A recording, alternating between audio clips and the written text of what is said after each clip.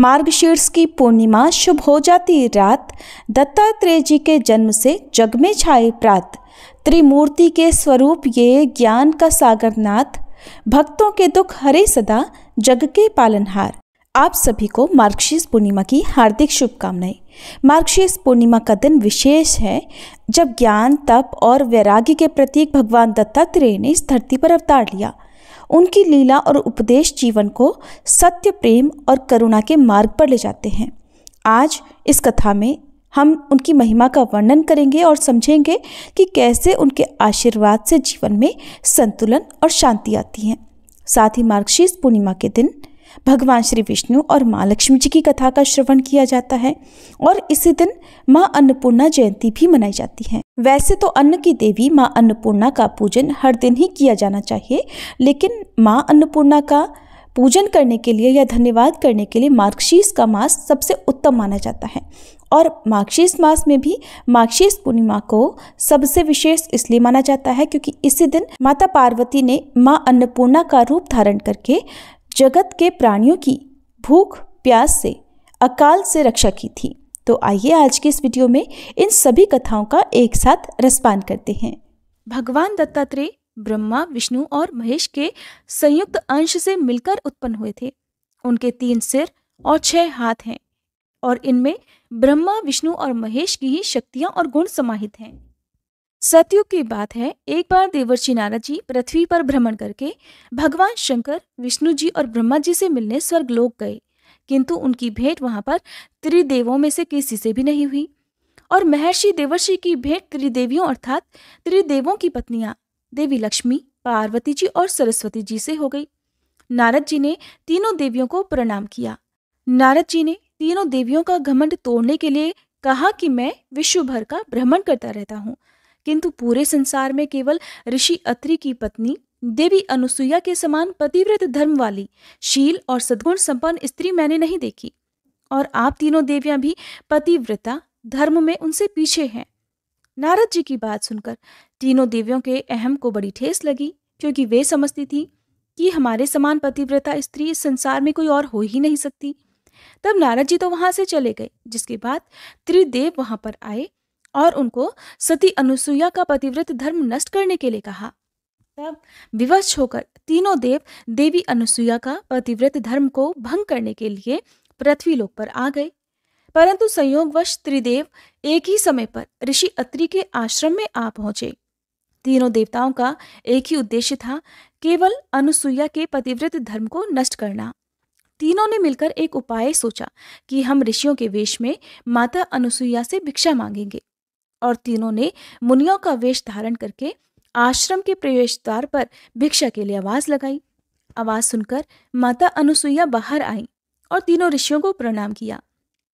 जब देवी भिक्षा देने लगी तो तीनों ने भिक्षा लेने से इनकार कर दिया और कहा कि पहले आप हमें भोजन कराएंगी, तभी हम आपसे भिक्षा लेंगे, नहीं तो नहीं लेंगे।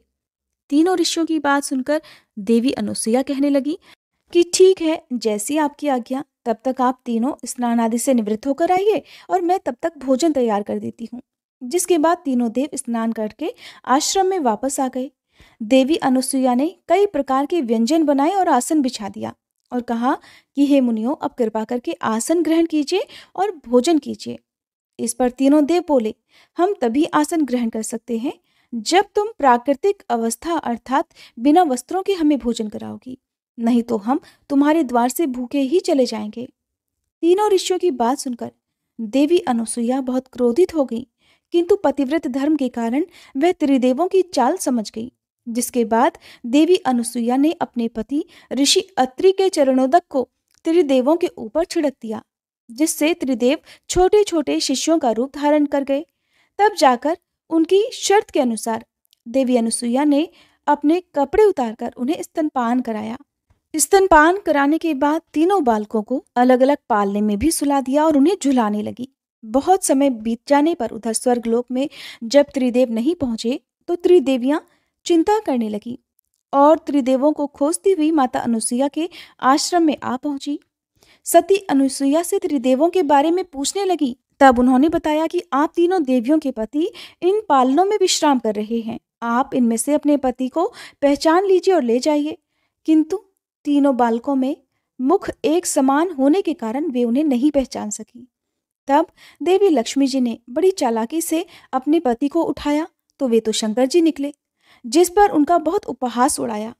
ये देखकर तीनों देवियों का घमंड चूर चूर हो गया और वे अब माता अनुसुईया के पैरों में पड़कर माफी मांगने लगी और अपने पति को वापस लौटाने की प्रार्थना करने लगी। तब माता ने कहा कि इन तीनों ने मेरा स्तनपान किया है, इसलिए इन्हें किसी न किसी रूप में तो मेरे पास रहना ही होगा। जिसके बाद तीनों देवों के अंश में से एक विशिष्ट बालक का जन्म हुआ। उस बालक के 3 सिर और 6 भुजाएं थीं, जिनका नाम दत्तात्रेय रखा गया, जो आगे चलकर बहुत बड़े ऋषि बने। माता अनुसुईया ने अपने पति के चरणोदक से फिर से त्रिदेवों को उन्हीं रूप में कर दिया। तब त्रिदेवों ने उन्हें प्रणाम किया और देवी अनुसुईया से कहा कि आज से आप ही हमारी माता के रूप में जानी जाएंगी। ऐसा कहकर त्रिदेव अपनी अपनी पत्नियों सहित स्वर्गलोक को वापस चले गए। अब सुनिए माघशीस पूर्णिमा की कथा। द्वापर युग में एक बार यशोदा जी ने भगवान श्री कृष्ण से कहा, हे कृष्ण, तुम तो सारे संसार के रचयिता और पालनहार हो। आज कोई ऐसा उपाय मुझसे कहो जिसे करने से स्त्रियों को सुख और सौभाग्य की प्राप्ति हो और उनकी सभी मनोकामनाएं भी पूर्ण हो जाएं। तब श्री कृष्ण कहने लगे, हे माते, मैं आपको एक उपाय विस्तार पूर्वक बताता हूँ। सौभाग्य की प्राप्ति के लिए सभी स्त्रियों को मार्गशीर्ष पूर्णिमा का यह व्रत अवश्य ही करना चाहिए। श्री कृष्ण ने कहा कि इस धरती पर एक राजा चंद्रहास की अनेक प्रकार के रत्नों से परिपूर्ण कातिका नाम की नगरी थी। वहां पर धनेश्वर नाम का एक ब्राह्मण था। उसकी पत्नी अति सुशील और रूपवती थी। दोनों ही इस नगरी में बड़े प्रेम के साथ रहा करते थे। घर में धन धान्य की कोई कमी नहीं थी। उन्हें केवल एक ही दुख था कि उनकी कोई संतान नहीं थी। इस कारण वे दोनों पति पत्नी हमेशा दुखी रहा करते थे। एक समय एक तपस्वी उस नगरी में आया। वह तपस्वी उस ब्राह्मण के घर को छोड़कर अन्य घरों से भिक्षा लेकर भोजन किया करता था। एक दिन हमेशा की तरह वह तपस्वी भिक्षा में मिले हुए अन्न को प्रेम पूर्वक खा रहा था कि धनेश्वर ने योगी का यह सब काम देख लिया। धनेश्वर योगी के पास आया और हाथ जोड़कर कहने लगा, महात्मन, आप सभी घरों से भिक्षा लेते हैं, परंतु मेरे घर की भिक्षा आप कभी नहीं लेते। इसका क्या कारण है? तब योगी महाराज ने कहा कि निसंतान के घरों की भीख पतितों के अन्न के समान होती है, और जो पतितों का अर्थात पापियों का अन्न खाता है वह खुद भी पापी हो जाता है। क्योंकि तुम निसंतान हो, इसलिए पतित हो जाने के भय से मैं तुम्हारे घर की भिक्षा नहीं लेता हूँ। धनेश्वर ये बात सुनकर अपने मन में बहुत दुखी हुआ। हाथ जोड़कर योगी महाराज के पैरों में गिर पड़ा और कहने लगा, महाराज, अगर ऐसा है तो आप ही मुझे पुत्र प्राप्ति का कोई उपाय बताइए। आप तो सर्वज्ञ हैं, मुझ पर अवश्य ही कृपा कीजिए। मैं संतान ना होने के कारण अत्यंत दुखी हूँ। कृपया आप मेरे इस दुख को दूर कीजिए। तब योगी महाराज कहने लगे, हे ब्राह्मण, तुम देवी चंडी की आराधना करो। तब घर आकर उसने अपनी पत्नी से सारा वृतांत कहा और तपस्या करने के लिए खुद वन में चला गया। वन में जाकर उसने श्रद्धा के साथ देवी चंडी की उपासना की और उपवास किया। देवी चंडी ने 16वें दिन उसको स्वप्न में आकर दर्शन दिया और कहा, हे धनेश्वर, जा, तेरे पुत्र होगा, परंतु वह 16 वर्ष की आयु में ही मृत्यु को प्राप्त हो जाएगा। अगर तुम दोनों पति पत्नी मिलकर मार्गशीर्ष पूर्णिमा सहित 32 पूर्णमासियों का व्रत विधि पूर्वक करोगे तो तुम्हारा पुत्र दीर्घायु होगा। प्रातःकाल होने पर इसी स्थान के पास ही तुम्हें एक आम का वृक्ष दिखाई देगा। उस पर चढ़कर एक फल तोड़कर तुम जल्दी अपने घर को चले जाना और अपनी पत्नी को वह फल खिला देना। ऋतु स्नान के बाद वह स्वच्छ होकर श्री शंकर जी और श्री विष्णु जी का ध्यान करके उस फल को खा लेगी। तब भगवान की कृपा से उसे गर्भ ठहर जाएगा। जब वह ब्राह्मण प्रातःकाल उठा तो उसने उस स्थान के पास ही आम का एक वृक्ष देखा, जिस पर एक अत्यंत सुंदर फल लगा हुआ था। धनेश्वर उस वृक्ष पर चढ़ गया और उसने वह फल तोड़कर अपनी पत्नी को लाकर दे दिया। उसकी पत्नी ने अपने पति के कहे अनुसार उस फल को खा लिया और वह गर्भवती हो गई। देवी की असीम कृपा से उसे 9 महीने बाद एक सुंदर पुत्र प्राप्त हुआ, जिसका नाम उन्होंने देवीदास रखा। माता पिता के हर्ष के साथ ही अब वह बालक बढ़ने लगा। देवी की कृपा से वह बालक बहुत ही सुंदर, सुशील और पढ़ने में बहुत ही निपुण हो गया। देवी की आज्ञा के अनुसार उसकी माता ने 32 पूर्णिमासी का व्रत रखना आरंभ कर दिया था, जिससे उसका पुत्र बड़ी आयु वाला हो जाए। तब पूर्णिमा व्रत के प्रभाव से ब्राह्मण और ब्राह्मणी के पुत्र का बाल भी बांका नहीं हुआ और वह दीर्घायु वाला हो गया। उसका विवाह होने पर वह भी अपनी पत्नी के साथ मिलकर पूर्णिमा का व्रत रखने लगा और सच्चे मन से भगवान विष्णु, भगवान शिव और देवी चंडी की उपासना करने लगा। भगवान श्री कृष्ण कहते हैं कि हे माते, 32 पूर्णिमाओं के व्रत के प्रभाव से धनेश्वर पुत्रवान हो गया। जो भी स्त्रियां इस व्रत को रखती हैं, वे जन्म जन्मांतर में वैधव्य का दुख नहीं भोगती और सदैव सौभाग्यवती रहती हैं। ये मेरा वचन है और इसमें कोई संदेह नहीं। यह व्रत पुत्र पौत्र देने वाला, सभी मनोकामनाओं को पूर्ण करने वाला है। पूर्णिमा का उपवास कभी भी बिना व्रत कथा के अधूरा माना जाता है, लेकिन जो लोग किसी कारण से उपवास ना रख पाए, उन्हें भी इस व्रत कथा को अवश्य ही पढ़ना और सुनना चाहिए। अब सुनिए माँ अन्नपूर्णा की कथा। प्राचीन समय की बात है। काशी निवासी धनंजय की पत्नी का नाम सुलक्षणा था।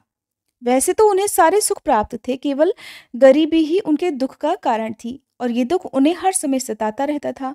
एक दिन सुलक्षणा ने अपने पति से कहा, स्वामी, आप कुछ उद्यम करो तो काम चले। इस प्रकार बैठे बैठे कैसे काम चलेगा? सुलक्षणा की बात धनंजय के मन में बैठ गई और उसी दिन वह भगवान शंकर जी को प्रसन्न करने के लिए बैठ गया और कहने लगा, हे देवाधिदेव विश्वेश्वर, मुझे पूजा पाठ कुछ भी नहीं आता है। मैं तो केवल आपके भरोसे बैठा हूँ। ऐसा कहकर विनती करते हुए वह 2 दिन तक भूखा प्यासा बैठा रहा। ये देखकर भगवान शंकर जी ने उसके कान में अन्नपूर्णा अन्नपूर्णा अन्नपूर्णा इस प्रकार 3 बार कहा। ये कौन क्या कह के चला गया? अब धनंजय इसी सोच में पड़ गया। फिर वह मंदिर में जितने भी ब्राह्मण लोग आया करते, भक्तजन आया करते, उन सभी से पूछने लगा कि पंडित जी, ये अन्नपूर्णा कौन है? ब्राह्मणों ने कहा कि तू अन्न छोड़कर बैठा है, तो इसलिए तुझे हर समय केवल अन्न की बात ही सूझती है। जा, घर जाकर भोजन ग्रहण कर। अब धनंजय घर गया, अपनी पत्नी से सारी बात उसने बताई। तो पत्नी कहने लगी, स्वामी, आप चिंता मत कीजिए, स्वयं शंकर जी ने ही ये मंत्र आपको दिया है और वे स्वयं ही इस बात को प्रकट करेंगे। आप फिर से जाकर उनकी आराधना कीजिए। धनंजय फिर से जैसे का तैसा, यानी कि बिना खाए पिए भगवान की पूजा में और ध्यान में बैठ गया। अब रात में शंकर जी ने फिर से उसके कान में आज्ञा दी, जा तू पूर्व दिशा में जा और रास्ते भर अन्नपूर्णा का नाम जपते रहना। इस प्रकार धनंजय अन्नपूर्णा माँ का नाम जपता जाता, रास्ते में फल खाता, झरनों का मीठा पानी पीता। इस प्रकार जाने कितने ही दिनों तक वह लगातार चलता गया। कई दिनों तक लगातार चलने के बाद उसे एक बहुत सुंदर वन मिला जो चांदी की तरह उजला था। इस प्रकार उसी वन में एक सरोवर भी था, जिसके किनारे जाने कितनी ही सुंदर अप्सराएं झुंड बनाए हुए बैठी थी। उनमें से एक कथा कहती थी और सब माँ अन्नपूर्णा, माँ अन्नपूर्णा, माँ अन्नपूर्णा इस प्रकार बार बार कहा करती। वह अगहन महीने की उजियारी रात थी और उसी दिन से ही व्रत का प्रारंभ था। जिस शब्द की खोज करने वह निकला था, धनंजय को उसे वही शब्द वहां भी सुनने को मिला। अब धनंजय ने हिम्मत जुटाकर उन सभी देवियों के पास जाकर पूछा कि हे देवियों, ये आप क्या कर रही हैं? तब उन सब ने कहा, हम माँ अन्नपूर्णा का व्रत करती हैं। तब धनंजय ने पूछा कि इस व्रत को करने से क्या मिलता है? इस पूजा का विधान क्या है? क्या किसी और ने भी इस व्रत को किया है? इस व्रत को कब किया जाता है? कैसे किया जाता है? इसकी विधि क्या है? कृपया आप सभी मुझसे भी बताइए। तब वे कहने लगी कि इस व्रत को सब कोई कर सकता है। 21 दिन तक के लिए 21 गांठ का सूत लेना चाहिए। अगर 21 दिन व्रत ना कर पाए तो केवल 1 दिन भी उपवास कर सकते हैं। अगर 1 दिन का उपवास करना भी संभव ना हो तो पूर्णिमा के दिन केवल कथा सुनकर प्रसाद ही ग्रहण कर लेना चाहिए। कथा सुनने से पहले कुछ भी ग्रहण ना करें, निराहार रहकर कथा कहें। कथा सुनने वाला अगर कोई भी ना मिले, अपने सामने पीपल के पत्तों को रखकर या सुपारी या फिर ग्वार पाठे के वृक्ष के सामने बैठकर या दीपक जलाकर या फिर सूर्य, गाय या तुलसी जी या महादेव जी को बिना कथाएं सुनाए मुख में दाना ना डाले। अगर भूल से कुछ मुंह में चला भी जाए तो फिर 1 दिन का उपवास फिर से करें। व्रत के दिन क्रोध ना करें, झूठ ना बोले। धनंजय बोला, इस व्रत को करने से मुझे क्या मिलेगा? तब वे देवियां कहने लगी कि इसको करने से अंधों को आंखें मिल जाती हैं, लूलों को हाथ मिल जाते हैं, निर्धन के घर धन के भंडार भर जाते हैं, बांझन को संतान मिल जाती है, मूर्ख को विद्या मिल जाती है, और जो भी जिस भी कामना से इस व्रत को करता है, माँ अन्नपूर्णा उसकी सब इच्छाएं पूर्ण करती हैं। तब धनंजय कहने लगा कि बहनों, मेरे पास भी धन नहीं है, विद्या नहीं है, कुछ भी तो नहीं है। मैं तो दुखिया ब्राह्मण हूँ। क्या मुझे इस व्रत का डोरा दोगी? तो देवियां कहने लगी, हाँ भाई, तेरा कल्याण हो, हम तुझे डोरा देंगे। ले इस व्रत का डोरा ले। फिर धनंजय ने वह डोरा लेकर व्रत पूर्ण किया। जब व्रत पूरा हुआ तब सरोवर में से 21 खंड की सोने की सीढ़ी हीरे मोती जड़ी हुई प्रकट हुई। धनंजय जय अन्नपूर्णा कहता हुआ जाता था। इस प्रकार जाने कितनी ही सीढ़ियां वह नीचे उतर गया। जब नीचे उतरा तो उसने देखा कि करोड़ों सूर्य से प्रकाशमान मां अन्नपूर्णा का मंदिर है। उसके सामने सोने के सिंहासन पर मां अन्नपूर्णा विराजमान है। सामने भिक्षा के लिए शंकर भगवान खड़े हुए हैं। देवांगनाएं चवर डुला रही हैं, कितने ही हथियार बांधकर पहरा दे रही हैं। धनंजय दौड़कर मां अन्नपूर्णा के चरणों में गिर गया। देवी उसके मन का दुख जान गई। धनंजय कहने लगा, मां, आप तो अंतर्यामिनी हो, आपको अपनी दशा क्या बताऊं? मां कहने लगी, तूने मेरा व्रत किया है, जा, संसार तेरा सम्मान करेगा। तब मां अन्नपूर्णा ने धनंजय की जिह्वा पर बीज मंत्र लिख दिया। अब तो उसके रोम रोम में विद्या प्रकट हो गई। इतने में ही धनंजय ने देखा कि वो तो अपने घर के सामने खड़ा है। अब वह घर आ गया। मां अन्नपूर्णा का वरदान अपने साथ लेकर आया। अपनी पत्नी से उसने सारी बात कही। मां अन्नपूर्णा की कृपा से उसके घर में सुख और संपत्ति का, धन का भंडार भर गया। छोटा सा घर बहुत बड़ा गिना जाने लगा।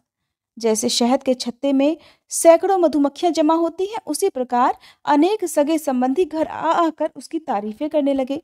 कहने लगे, इतना धन और इतना बड़ा घर, सुंदर संतान नहीं तो इस कमाई का कौन भोग करेगा? सुलक्षणा की कोई संतान तो है नहीं, इसलिए तुम दूसरा विवाह कर लो। मन ना होते हुए भी धनंजय को दूसरा विवाह करना पड़ा और सती सुलक्षणा को सौतन का दुख उठाना पड़ा। इस प्रकार दिन बीतते गए। फिर अगले साल अगहन का महीना आया। सुलक्षणा ने अपने नए बंधन से बंधे हुए पति से कहलवाया कि हम इस व्रत के प्रभाव से ही सुखी हुए हैं, इसलिए किसी भी प्रकार इस व्रत को छोड़ना नहीं चाहिए। ये मां अन्नपूर्णा का ही प्रताप है जो आज हम इतने संपन्न और सुखी हैं। सुलक्षणा की बात सुनकर धनंजय उसके यहाँ आया और व्रत में बैठ गया। नई बहू को इस व्रत की कोई खबर नहीं थी। वो तो धनंजय के आने की राह देख रही थी। दिन बीतते गए और व्रत पूरा होने में केवल 3 दिन ही बाकी थे कि नई बहू को खबर मिली। अब उसके मन में ईर्ष्या की ज्वाला दहकने लगी। सुलक्षणा के घर वो आ गई और उसने आते ही वहां भगदड़ मचा दी। वह गुस्सा करती हुई धनंजय को अपने साथ ले गई। नए घर में धनंजय को थोड़ी देर के लिए नींद आ गई। इसी समय नई बहू ने उसके हाथ में बंधा हुआ सूत तोड़कर आग में फेंक दिया। अब तो मां अन्नपूर्णा का क्रोध जाग उठा। घर में अचानक आग लग गई। सब कुछ उस आग में जलकर खाक हो गया। सुलक्षणा जान गई और पति को फिर अपने घर ले आई। उधर नई बहू रूठ कर अपने पिता के घर जा बैठी। पति को परमेश्वर मानने वाली सुलक्षणा बोली, नाथ, घबराना नहीं, माँ की कृपा तो अलौकिक है। पुत्र कुपुत्र हो जाता है लेकिन माँ कुमाता कभी नहीं होती। अब आप श्रद्धा और भक्ति से माँ अन्नपूर्णा की आराधना शुरू कर दो, वो जरूर हमारा कल्याण करेंगी। अब धनंजय फिर से माँ अन्नपूर्णा की पूजा करने लगा। उसी प्रकार उसने पूजा की। फिर से वही सरोवर सीढ़ी प्रकट हुई। उसमें वह माँ अन्नपूर्णा का नाम लेकर उतर गया। वहां जाकर वह माँ के चरणों में रोने लगा। माँ प्रसन्न होकर बोली, ले, ये मेरे सोने की मूर्ति ले, तू उसकी पूजा करना, तू फिर से सुखी हो जाएगा। जा, तुझे मेरा आशीर्वाद है। तेरी पत्नी सुलक्षणा ने श्रद्धा से मेरा व्रत किया है, उसे मैंने पुत्र दे दिया है। धनंजय ने आंखें खोली तो फिर से अपने आप को घर के आगे पाया। वह अपने घर के अंदर आया। इधर सुलक्षणा को दिन चढ़े। वह गर्भवती हो गई। 9वां महीना पूरा होते ही उसके घर में पुत्र का जन्म हुआ। गांव में आश्चर्य की लहर दौड़ गई। उसके घर में फिर से सुख और संपत्ति का भंडार भर गया। सभी लोग मां अन्नपूर्णा को मानने लगे। इसी प्रकार उसी गांव के निसंतान सेठ ने भी अन्नपूर्णा मां का व्रत किया, जिनके प्रभाव से उसके घर में भी पुत्र हुआ। तब उसने माँ अन्नपूर्णा का विशाल मंदिर गांव में बना दिया। उसमें माताजी धूमधाम से पधारी, यज्ञ करवाया गया और धनंजय को उसी मंदिर के आचार्य का पद दे दिया गया। धनंजय को जीविका चलाने के लिए मंदिर की दक्षिणा और रहने के लिए बड़ा सुंदर सा भवन मिल गया। अब धनंजय अपनी पत्नी और अपने पुत्र के साथ वहां आराम से रहने लगा। माताजी की चढ़ावे में भरपूर आमदनी होने लगी। उधर नई बहू के पिता के घर डाका पड़ गया, सब कुछ लुट गया और वे गरीब हो गए, भीख मांगकर पेट भरने लगे। सुलक्षणा ने सुना तो उन्हें बुलावा भेजा, उन्हें अलग घर में रखवा लिया और उनके अन्न और वस्त्र का प्रबंध भी करवा दिया। धनंजय, सुलक्षणा और उसका पुत्र अब माँ अन्नपूर्णा की कृपा से बड़े आनंद से रहने लगे। हे माँ अन्नपूर्णा, जैसे आपने उनके घर में भंडार भरे, वैसे ही सबके भरना। इस कथा को कहने, सुनने और हुंकारा भरने वालों के घर में कभी अन्न और धन की कमी न रहने देना। प्रेम से बोलिए अन्नपूर्णा मैया की जय। अन्नपूर्णा व्रत की दूसरी पौराणिक कथा के अनुसार एक बार पृथ्वीलोक पर सूखा पड़ गया, जमीन बंजर हो गई। फसलें, फलों आदि की पैदावार न होने से जीवन पर संकट आ गया। तब भगवान शिव जी ने पृथ्वीवासियों के कल्याण के लिए एक भिखारी का रूप धारण किया और माँ पार्वती जी ने माँ अन्नपूर्णा का अवतार लिया। इसके बाद भगवान शिव ने माँ अन्नपूर्णा से भिक्षा में अन्न मांगा। इस अन्न को लेकर भगवान शिव धरतीलोक पर गए और सभी प्राणियों में इसे बांट दिया। इसके बाद धरती पर एक बार फिर से धन धान्य हो गया और इसके बाद से ही मार्गशीर्ष मास की पूर्णिमा तिथि को अन्नपूर्णा जयंती मनाई जाने लगी।